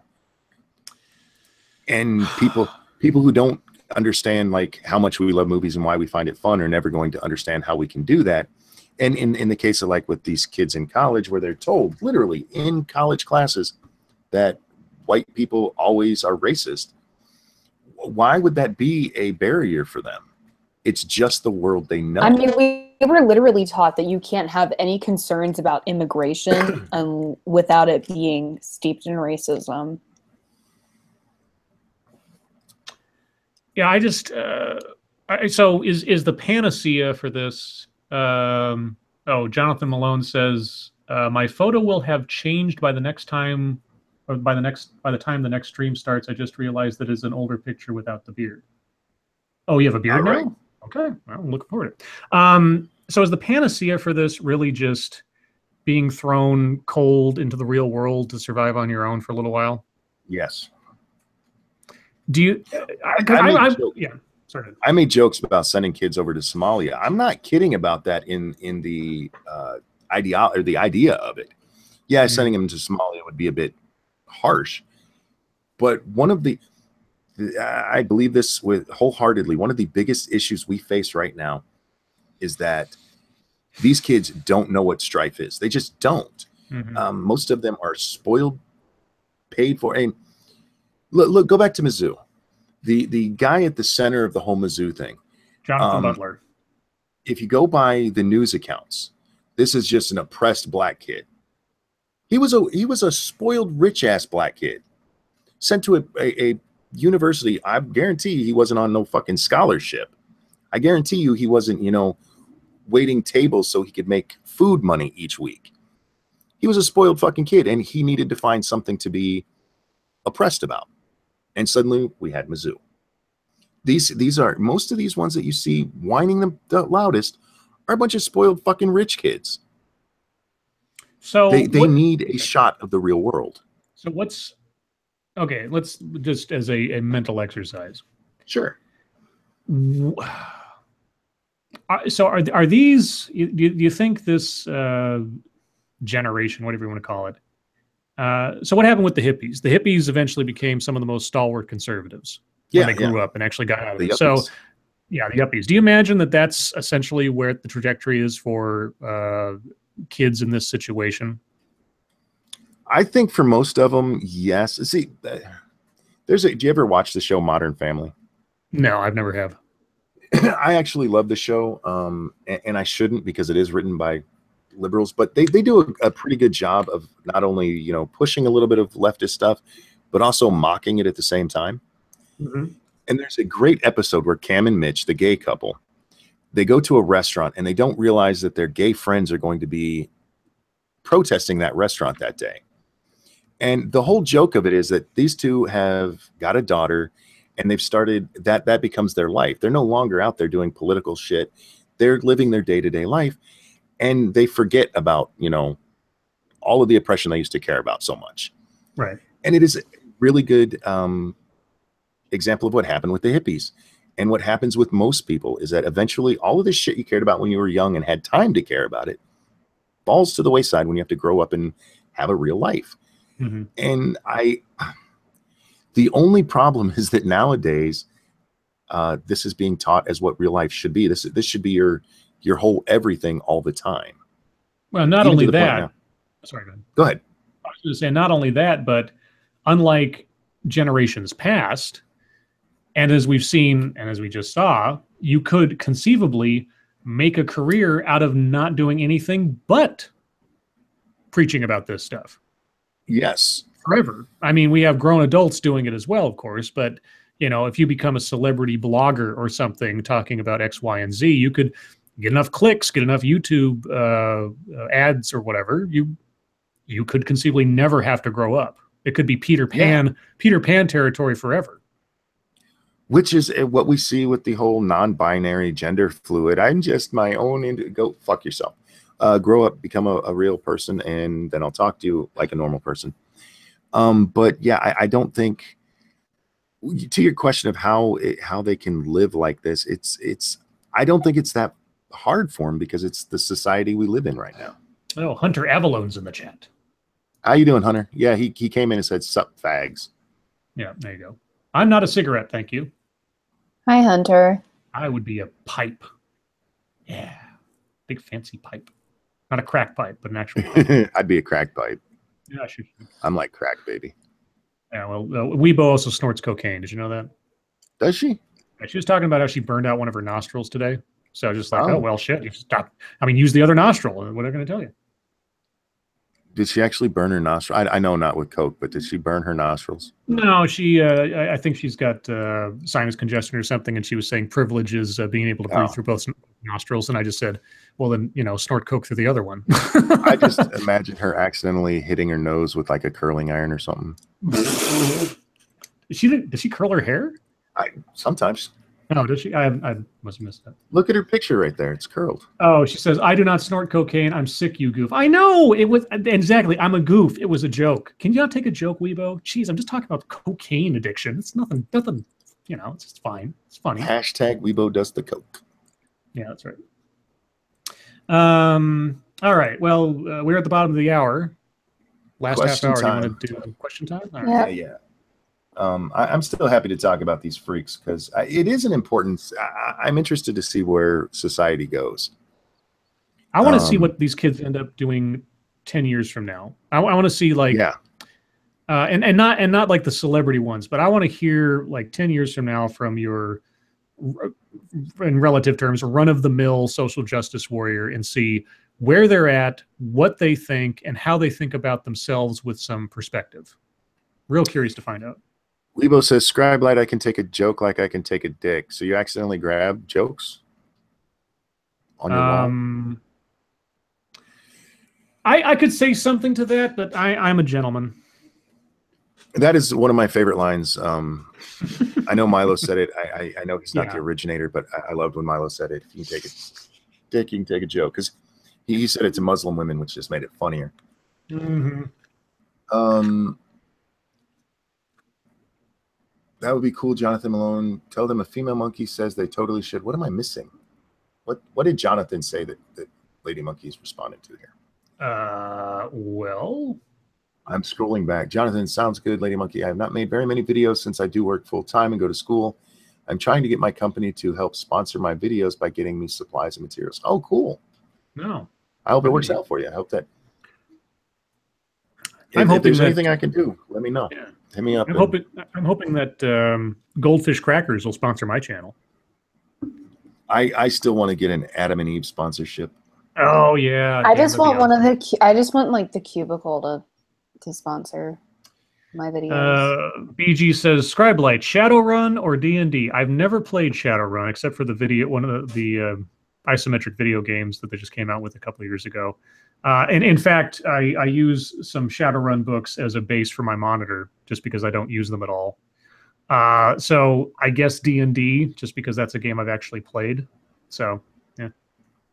Yeah, I kind of just mumbled it out, but is chat time if you guys want to ask questions. Great. First I'm a trap, now I do coke. What's next? Well, you tell us, lady. You rub Nightwing dick. She does. Yeah, she does. All the time. Especially when we're not looking. It's bad enough when we are looking, but holy cow, when we're not around. Ooh. Hi, Zenith. Zenith has been on vacation, so hasn't been around. I hope it's going well. Welcome back. Alex asked if we've seen the new Seth MacFarlane show, The Orville. I have not. I have not. I've heard differing things about it, like it was advertised as a comedy, but it's really a straight homage to The Next Generation and all over the place. So Weibo says Hobgoblin or Green Goblin? Green Goblin. Hobgoblin, he's more fun. Well, Hobgoblin was cool. It depends on what iteration we're talking about. If we're talking about like the Ned Leeds one, or are we talking about like the Demon Goblin one where he got like possessed by the devil and everything? Hobgoblin's iterations depends. But Green Goblin as a classic Spider-Man villain, especially the Harry Osborn multiple personality thing, was probably the best version in my opinion. The original Green Goblin was just a thug. Until they decided to make him secretly Norman Osborn, and then added that whole element of like, you know, him not knowing that he was the Green Goblin and Peter having to keep his secret while trying to keep his own secret. That's where it got cool. But yeah, originally he was just a crook. Wants to know our thoughts on the new Star Trek. I didn't see it. I probably won't for at least a while. I won't see it because I don't want to pay CBS for a separate streaming service that I'll never use. Have you ever owned a pair of corduroy pants, Ranting Monkey? None that I bought myself, but yes, when I was little, I had them. Mm-hmm. I had those too. And they'd make that damn noise when you walk. Zena says, have you ever liked Seth MacFarlane shows ever? I like the new version of Cosmos. I liked some Family Guy, but you know, it's not. Family Guy is. Yeah, it's okay. Can we get it's a one-liner show? Episodes with Stewie and Brian. Sarah wants to know when I got married. That would be way, way, way back in 1994. Ooh, Jacob Jett wants you to do an Armored Skeptic impersonation. Oh, I can do one. Everybody who wears a suit is a clone. Very good. There you go. I don't know if I could do an Armored I don't know how his voice goes. Yeah. It's a little bit nasally.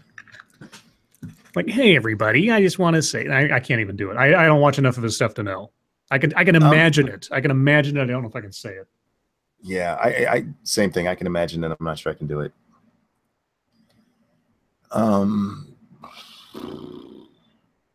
Did you see that the actress that is the lead in Star Trek Discovery is proud she's the first black lead in Star Trek? Yes, I did see that. I saw that. That was hilarious. That was like, you're a real big Star Trek fan. You are there, lady. Way to know your genre. Yeah. Weibo says, I already made this Armored Skeptic joke in my diss track, late to the party, boy. There's only so many jokes that apply to Armored Skeptic that really resonate with everybody, you know. He's heap eating. That's all. Yeah, that's right. That's right. I'm heap eating. Lady Monkey, is Ranting Monkey in trouble for getting the year wrong? I didn't get the year wrong, did I? Oh, it's 93. You're right. You're right. You're right. I apologize. What is our comfort food? We've answered that before, I think. Yeah, don't have one. I don't really have one either. I comfort puzzle. That's right. The Rubik's Cubes are your comfort food. Yeah, I pretty much I get fidgety, and so I play with puzzles when I'm fidgety. Ooh, who's your favorite comedian right now? Right this second? George Carlin. Alive right now, I have to go with Jim Gaffigan just because he's the most consistently funny. Oh my God, he's really funny. Bill Burr. I like Bill Burr. I like Bill Burr quite a bit right now. Bill Burr a lot. There's some British comedians I like quite a bit, like Jimmy Carr. Oh, Jimmy Carr is fucking fantastic. He's so fucking funny. And Johnny Vegas. Laugh. If you watch any stuff from Johnny Vegas is a goddamn national treasure in Britain. That guy's hilarious. Chicken nuggets or chicken tenders? I prefer nuggets. Nuggets, yeah. And I prefer the old greasy ones they used to have. Oh, yeah. That all white meat stuff. I'm not racist, damn it. Zena says my favorite comedian right now is Mark Zuckerberg. Does your bubble gum lose its flavor on the bedpost overnight? I don't know. I swallow my gum. Ranting Monkey, can we get an all-hail blue whale? I may keep spamming this until something comes of it in the stream. Are you talking about the blue? Are you talking about that blue whale thing where kids have to go kill themselves?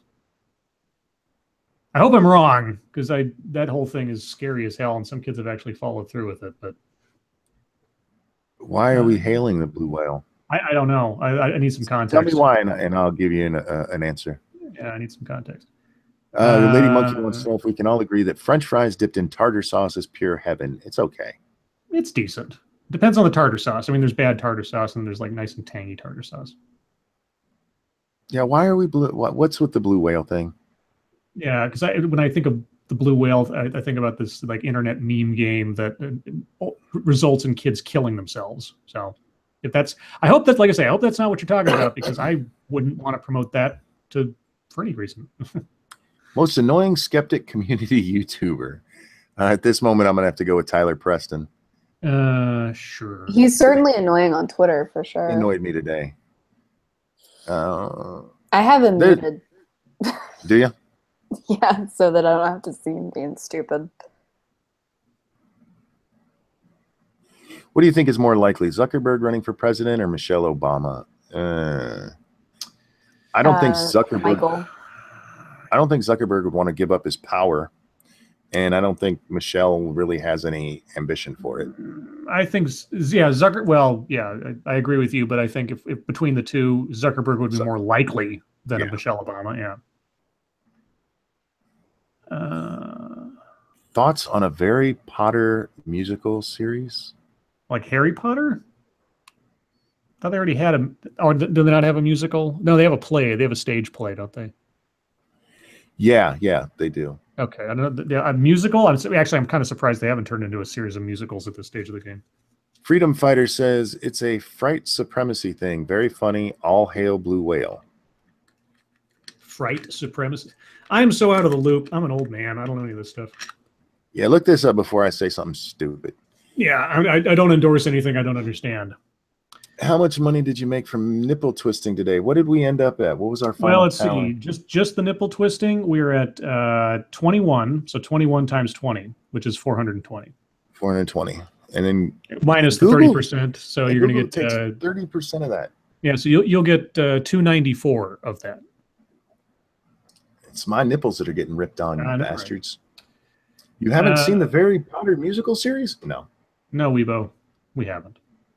I'm not a Harry Potter fan, so yeah. Not in the sense that I hate it or something. I'm just not a fan. I never got into it. I don't really care. No, Zenith. No, Zenith. You have it wrong there. Zenith says monkey is a nipple whore. You don't need the qualifier there. Yeah, just just whore. Fright Supremacy is an offshoot of Kekistan, sort of, I think, Scribelight. Thank you, nothing for you here, for that very CNN answer. Alex Demianchik, yeah, there you go, right there. Hand-to-hand fight, Reagan versus Obama. Who wins? If Reagan would have kicked his ass. Yeah, Reagan in his prime? Yeah. Yeah. Reagan was a cowboy on a steel horse he rode. Matt Shishu says Gandalf is a better wizard than Dumbledore. No, he's not. The magic in Middle Earth is very, very limited. They can't do much of anything. Well, it depends on what iteration you're talking about. Because I mean, Gandalf could do a whole lot of shit in the movies, and so could Saruman. He could do a lot of crazy stuff, like bring mountains down and stuff, and make orcs and urukai and everything. Backscan says, not true. If you're just a whore, the butt is on the table too. No. No. Not necessarily. Just means I'm a whore with standards. Not necessarily. Oh my God. Sorry, guys. Let's see. Rajan 2448. Look up the streams by Angry Pepe and Fright Supremacy streams. Blue Whale is essentially Ghost God. Gotcha. Okay, I know who they are. Okay. I don't. Who are they? I saw them on Gutenberg's channel the first time. They're two YouTubers. One has a Pepe-looking avatar. The other one's a ghost. Yeah, and they're funny guys. They do it kind of like a radio show. What is it I'm supposed to say? All hail Blue Whale, I guess. There you go. All hail Blue Whale. Maladjusted One says, I added the comment from last night's stream. Not sure if you want to revisit the topic with Monkey and SDA. Yeah, Maladjusted One added a bunch of information on the stream comments from last night about the co-op housing.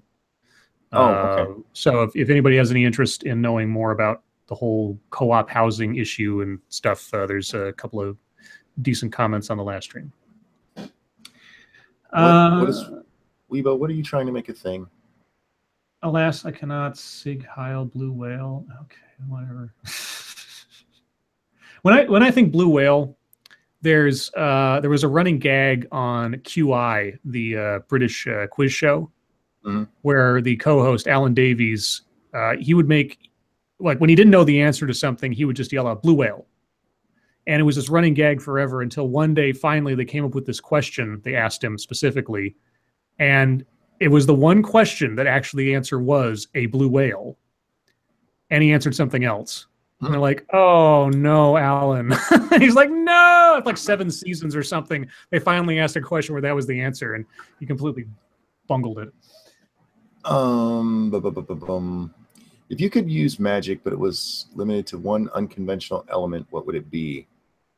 By unconventional, I mean not fire or light, etc. Powerade. Powerade? I'm sorry, there's like a bottle of Powerade next to me. It's the first thing I came up with. I want to control Powerade. An uncommon element. I would like to be able to control dust. Not dirt, just like household dust. Electrons. So I can like reprogram any computer with my mind. Weibo is desperate for us to watch this Potter musical thing. Remind me when I'm feeling better and I'll watch it for you. All right.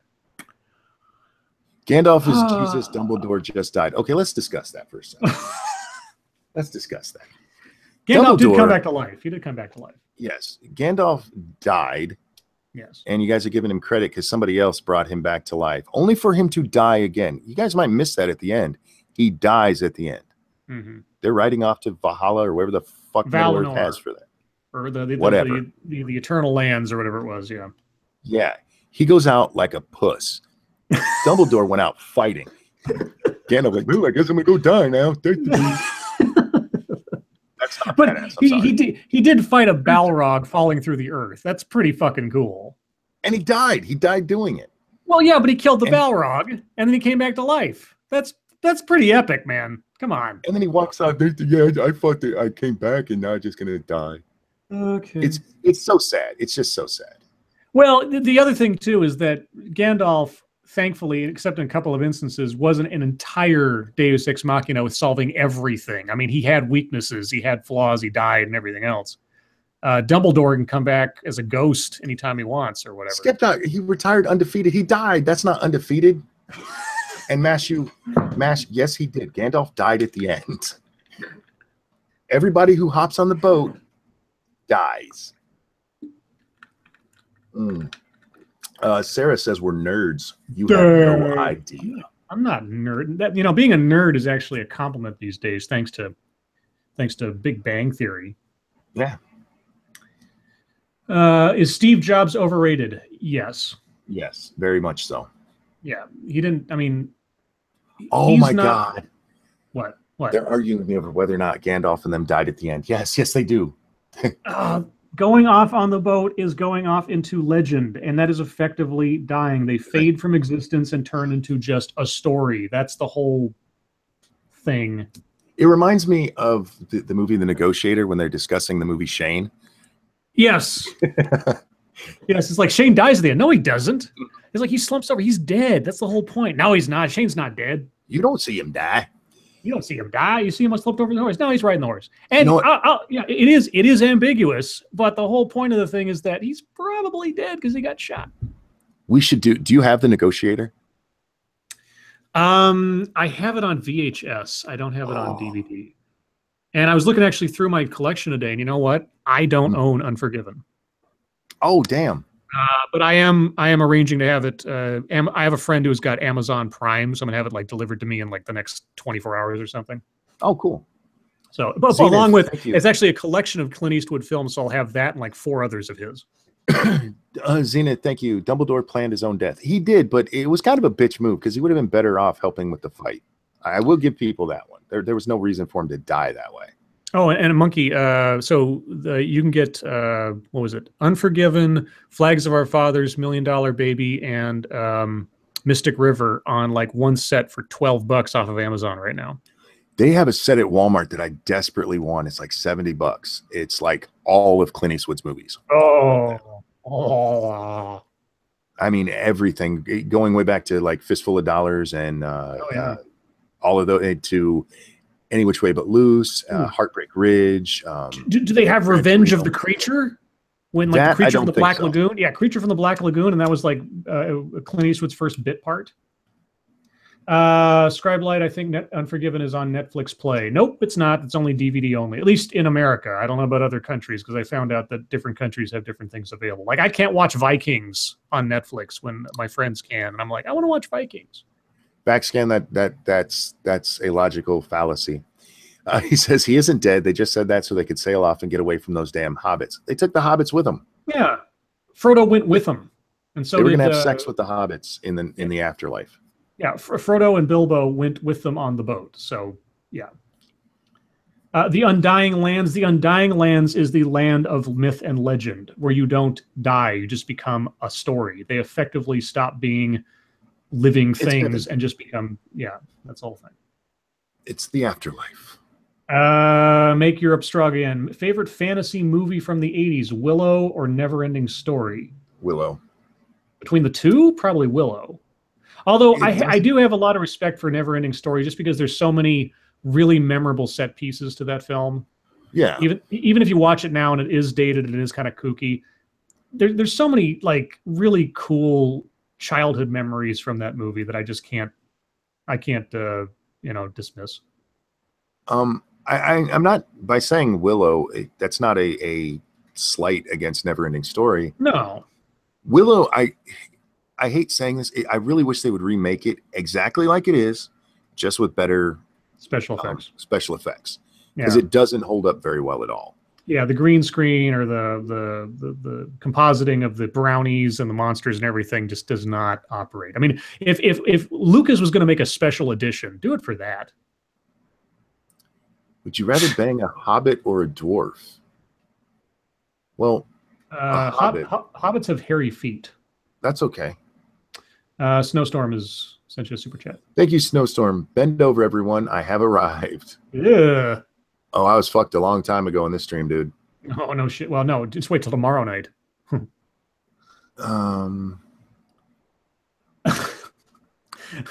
Net asks if we agree that Ancient Aliens is the greatest TV series ever created. It's definitely awesome. No. Greatest ever? No. The Shield. The Shield is the greatest TV series ever made. Now and forever. If Stephen King wrote Lord of the Rings, would there be a midget orgy at the end? Yes. Yes. If Stephen King wrote Lord of the Rings, well, I mean, The Dark Tower is basically his Lord of the Rings, so. And that was Belias Fire, thank you. Dwarf women don't have beards, no, but they still look like dwarves. Yeah, they still look like John Rhys Davies with makeup on. And the little chick that Sam was hitting on was cute, so I'd tap that. Yeah, no, the redhead that he eventually hooks up with, yeah she was nice. Midget orgy in hell. Okay. Don't be retarded. The Shield doesn't have gradually rising hair. You're right. Vic Mackey does not have gradually rising hair because he's bald. Lady Monkey wants to know what I think about machine gun nipple twisting, like back-to-back nonstop. I think that's probably going to be the easiest way to go, to just do it and get it over with. My issue is that we have to get them. They all have to be good ones because people paid good money for this.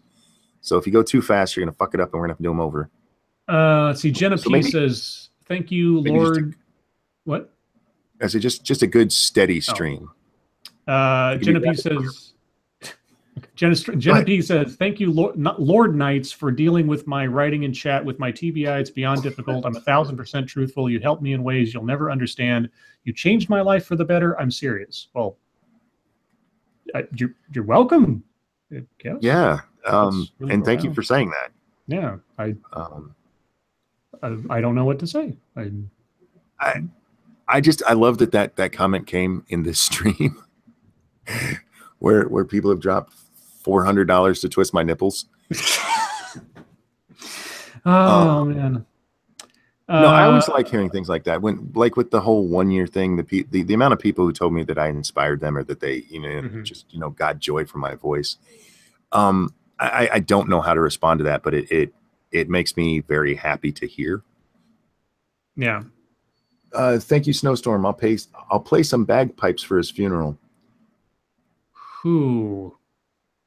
Gandalf? I think mine. Okay. That's dark. Oh yeah, Chatmort says $420 specifically, 420 monkey. So you got to start like baking out now. Start baking. Let's see. Oh, Jenna P says also, yes, I'm the person from last night, the Bostonian with a speech impediment. Oh, right. Right. Were you able to find something that worked for you? Yeah. Did you take a look at the dragon deal? I mean, I don't know anything about it, but I've heard it's good. Weebo says, Monkey, you make me feel accepted for once for my being vertically challenged. Oh. I'll accept you, Weebo. I'll accept you real hard. I have a great video from Weebo. Do you remember for the 1 year thing she said she'd make a midget video for me? Oh yeah, you're running around or whatever. Yeah, what we decided on, I really wanted her to do a video where she would like be riding in a Power Wheel, but she didn't have one. So instead, I came up with the idea of her trying to get onto something, to climb onto something, and her bed is a little bit high up. So she did a video where she was having trouble getting into her bed for me. It is funny as hell, and no, I won't share it. I want to see that. I might show you, but she's fully dressed, guys. She's not like naked or anything. Oh, is she snorting cocaine? I think there's some. You can see it on the bedpost. All right. No, the bedpost. She sniffs it off the bed. She polishes it really hard to make sure she can sniff it off the bedpost. Guacamole versus salsa. Guacamole is like snot. Well, that was a question for SDA. SDA, which do you like better? SDA. Salsa or guacamole? Yeah. Huh. Depends. I like both. So, yes. Yes, there you go. I usually can't have salsa because of cilantro, and I'm allergic to cilantro, so depends on the salsa. If you could only have sexual intercourse in one position for the rest of your life, what position would that be? Hanging from a rope, because if that's all I could do, the hell with it. I'll just go missionary. I'm broken these days, so I can't get too crazy. Yeah, one position that would, I mean, sexually speaking, that would be hell because I'm more frenetic than that. Oh God! You know, I don't know if you saw my little picture I put onto Twitter today in response to the hashtag Take the Knee. Maybe. It's a girl blowing a guy. No. It's a it's a little cartoon girl blowing a guy. That actually comes from a Cosmo article you can look up on different ways to have oral sex. Well, the thing I said today was, you know, yes, liberal or leftist ladies, if you want to protest against Trump, take a knee. And horny Democrats are geniuses. Nice. Yeah. Zach was taking. Yeah, sorry. Oh, go ahead. I was going to say, I also made the joke. I used to be an adventurer once. Then I took an arrow to take a knee. Very nice. Very nice. Skyrim joke, y'all. Yes. Zach was taking, says, Buffy the Vampire Slayer or Firefly, which is better? It depends. If you're looking at Buffy as a whole versus Firefly as a whole, Firefly. If you're looking season per season, Buffy has better seasons than the one short season of Firefly. I didn't watch enough Buffy to have an informed opinion. So Weibo says, so Scribe talks a big game about sexy time, but does he actually get some? At present, no. He's not banging on the stream. Well, that too. But I mean, I am currently not encumbered in that fashion. Let's say so. No. It's been a tumultuous last couple of years, and what can I tell you? Mash wants to know which is better, broccoli or Brussels sprouts. That is broccoli. Brussels sprouts are proof that there is a Satan somewhere. Those are fucking gross. Okay, the only thing I'll say is that I have had, it depends on how they're prepared, but I have had a tasty Brussels sprout before because it had a lot of work done to them, but they tasted all right. Scribe is Satan spawn. Yes, Satan. All hail Satan. Ned says, how could you post a picture of a cartoon blowjob and not use hentai? Because I don't look at hentai. Tentacle porn. What I was really looking for, Not everybody on the internet is obsessed with anime. Jesus fucking Christ. Yeah. But most people on YouTube seem to be. Yeah. I was actually looking for a real life still, and I didn't want to spend too much time looking for it, but the short search I did, I couldn't find one without a dick actually in the mouth. So I went for cartoon. Yeah. Oh, Loudmouth Reviews found my teal deer video and got uppity about it. Uh-oh. He said, yeah, research and facts are boring. YouTubers who just make stuff up are much more entertaining. I don't know. He's just uppity about it. 2-minute warning, everybody. I don't think he said anything on Twitter. He just got uppity. Which is fine. You can get uppity. You can give facts and figures without being boring. Yeah, I mean, you know. If all you're going to do is that. Sorry. If you're just going to read facts and figures, don't get upset when people call you boring. Maladjusted One wants to know if I listened to the Leapfrog Studio stuff yet. I've listened to a little bit of it. I haven't listened to very much. I did hear when I went over there, one of the newest ones he'd done was a rendition of Smooth, and I really liked it. It wasn't bad. Look at the Bad Romance one he does. That one's awesome. All right, guys, this is your last chance. Your last chance for me to ignore what question you ask. So get it up there quickly. 17, 13, don't know what these are. You know, the bad part is by the time they hear this, the stream will be over. Yeah, pretty much. Yeah. So yeah, guys, we will wrap it up here. Chat, thank you guys so much for coming. All of you who donated, I both love you and hate you, and tomorrow it's going to be more hate than love, but thank you so very much. That, as much as that's going to hurt, that was pretty awesome that you guys donated and Lady so much. Monkey and I are going to get together and coordinate that. Oh, God. Okay, so don't forget to tune in tomorrow on SDA's channel at 9 p.m. Eastern Time, and you'll get to hear the results of what happened tonight. Scribbles, SDA, a pleasure as always. Everyone, my life makes me sad. See you next time. Bye, guys. Bye.